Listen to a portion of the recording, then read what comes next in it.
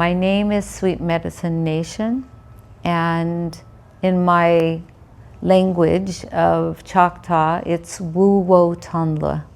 And so I just say, call me Sweetie. It's easier.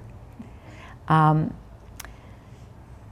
have the permission of my ancestors and also my teachers to carry pipes and do ceremonies.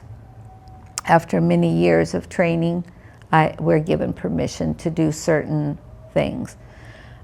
So I carry more than this pipe, but this one in particular I can take in mixed groups where women are on their moons. A 2-piece pipe, which most of you know is sort of like, you know, the Indian, the traditional Native American pipe is 2 pieces. This one is 1. So it has a different energy to it, and I'll explain and tell you the story about it. We will be smoking organic tobacco that has no chemicals added to it.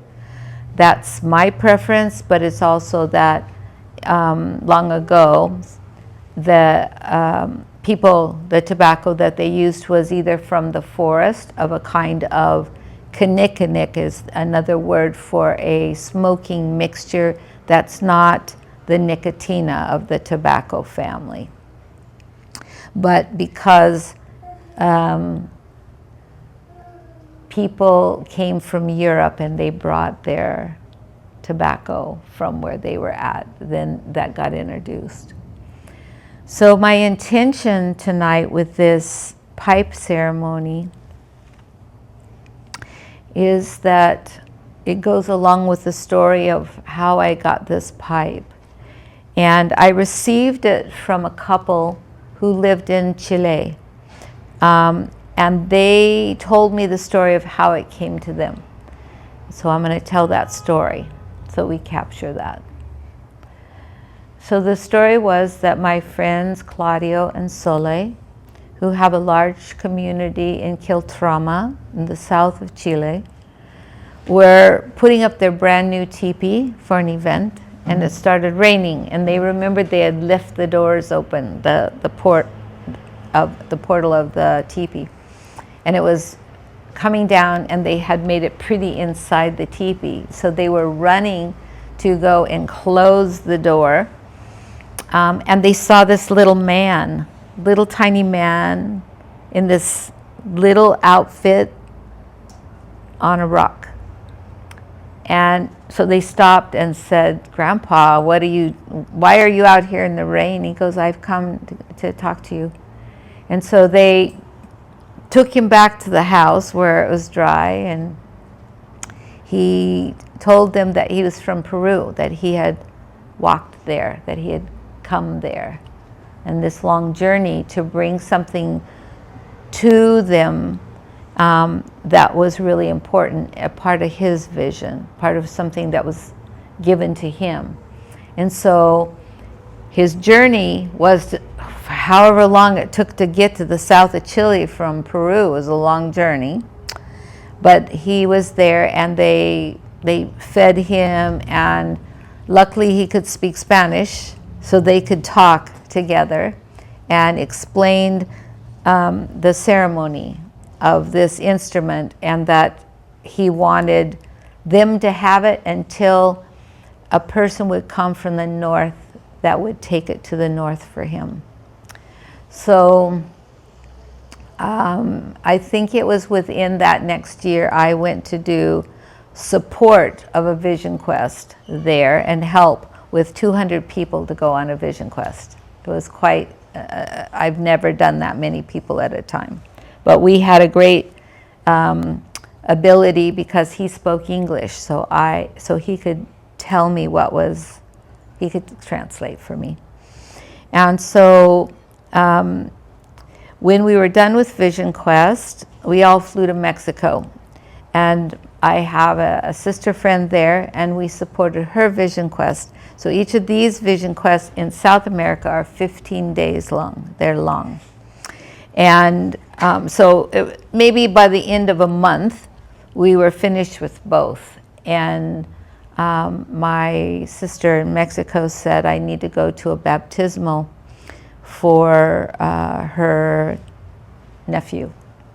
So we drove to this place where tequila is made, and we stayed in a hacienda there. And after the baptism, this instrument was brought out. And my sister friend, Sole, she started filling it, praying with it, and her husband, Claudio, praying with it.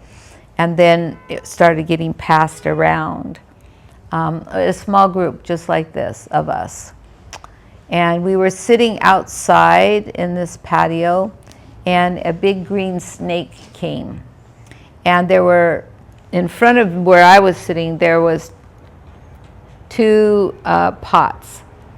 And in the pots were plants. And the snake crawled up the pot and went from one plant to the other and brought its head back and rested it in the middle. And it stayed there the whole pipe ceremony. I got up and blew smoke on it, acknowledged it. It never left until we were all done, and it crawled down and went away. So it was an interesting moment for all of us, and we were saying, wow, there's something very powerful happening.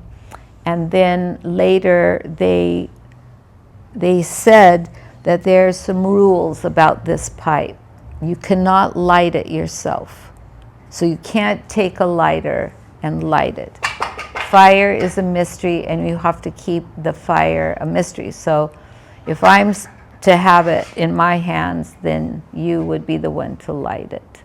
And then the other rule is that it has to begin with the oldest person in the room. So anybody older than 77? No, okay, then I guess it's me. And it isn't like a pipe that you turn or do anything fancy with. It's all stone and it's heavy. So you're going to hold it in front of you, and I'll show you how to do all of this later. So after they were done explaining all of this, they folded it up in this little bundle that's inside of here that was woven by the wife of this man who had already crossed to the stars, but it was still in the original blanket or mesa, they called their altars. And my friends came over and sat. I was like up in a chair, and they came over and kneeled in front of me and said, we need to pass this to you. And I hadn't, I didn't know anything about this. It was like, I was shocked, and they're going to pass me a pipe. And I thought to myself, I have pipes. I can't take care of one more pipe. And then they said to me, the reason that Tita Martine wants this pipe to go to the north is because the people of the north have closed hearts. They're cold in their hearts. And it needs to go. I have a vision. It needs to go to the north. And so they passed this to me, and thousands of people since I've received it have smoked it, in very large groups of people. Tita Martine, who I met 2 years after I received this. I had just arrived late because of my plane back at Kill Trauma, and my friend said, you need to go right now. He's giving a talk. Go, go, go, go right now. So I thought, okay. So I got out my camera, and I was trying to be discreet, and I put it on my leg and I turned it on, listening to him tell this incredible story. I came in the middle of it. But as soon as I set the camera up, he talked to me. As soon as I was settled and I set the camera, then he took all of his gazes away from everybody else and just looked at me. So it was like he was talking to me, and I didn't know that we would talk later, but we did. And he had me do a ceremony because he knew I had this kitra. And so we burned a lot of feathers that day, which is hard for me to do, to burn eagle feathers and condor feathers. I love feathers. But it was part of a ritual to send a prayer to keep it safe and for me to be able to travel with it.